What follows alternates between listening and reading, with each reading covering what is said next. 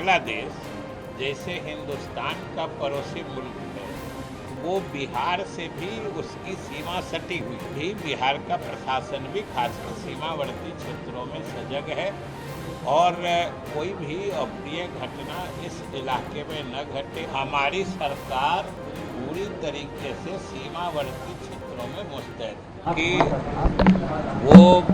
भारत का पड़ोसी देश है और हमारे बगल में जिस तरह की घटना घटी है,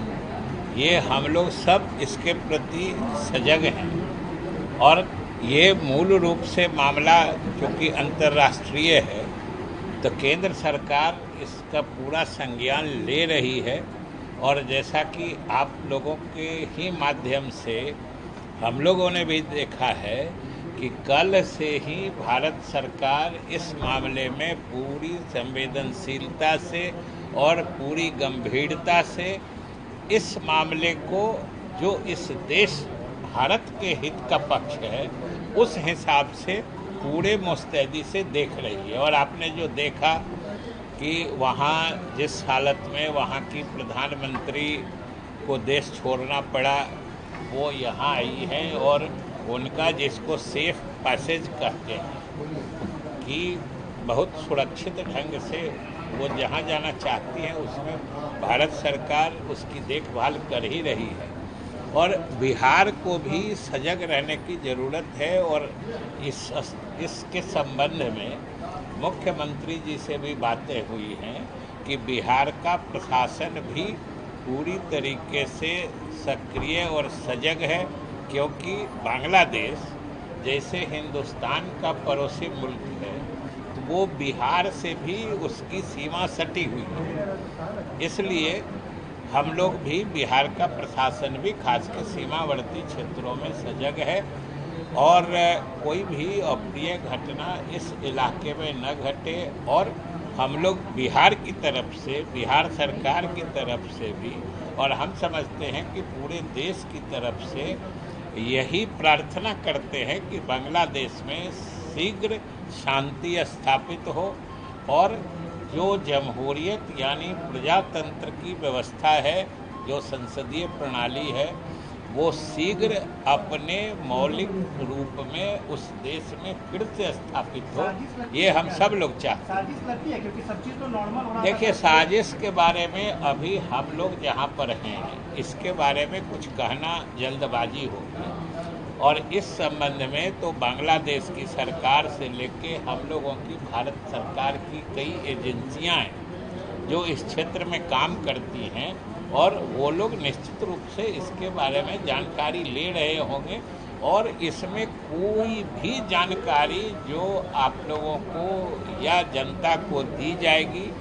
वो आधिकारिक जानकारी होगी और वो भारत सरकार या भारत सरकार की एजेंसी ही दे सकती है।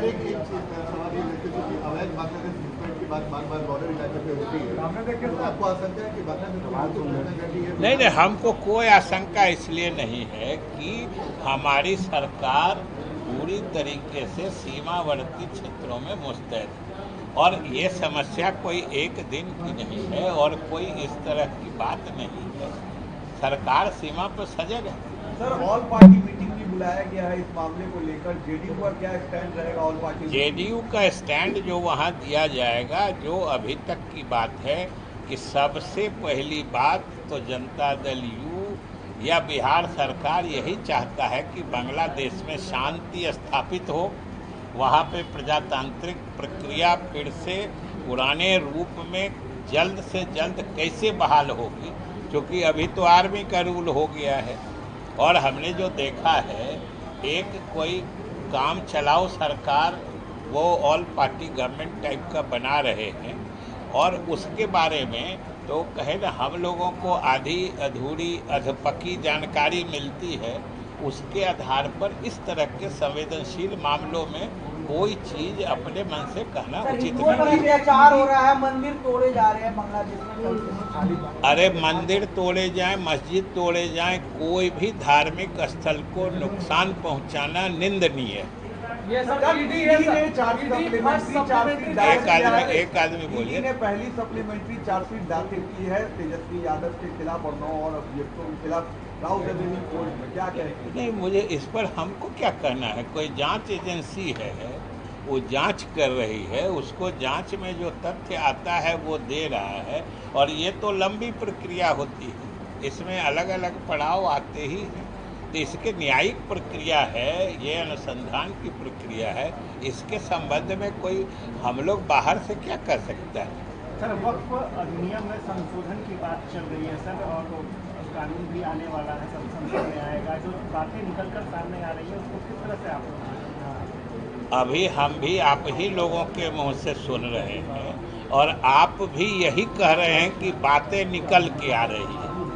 तो जरा कागज निकल के आने दीजिए, फिर हम लोग बात करेंगे। अच्छा सर, सीएए लागू है देश में, अगर बांग्लादेश से हिंदू, क्योंकि असम के मुख्यमंत्री का कहना है कि 1 करोड़ से ज़्यादा हिंदू चाहते हैं कि वो इस देश में शरण लें, तो क्या उधर से अगर लोग आना चाहें तो बिहार के देश में जो भी कानून बने हुए हैं, उन कानूनों के तहत किस नागरिक को क्या सुविधा मिल सकती है, ये पूर्णतया परिभाषित है, और उसका जो स्ट्रक्चर, उसकी जो संरचना दी गई है, उस हिसाब से जो लोग उस सुविधा को लेना चाहेंगे तो नियमानुकूल विचार करेंगे।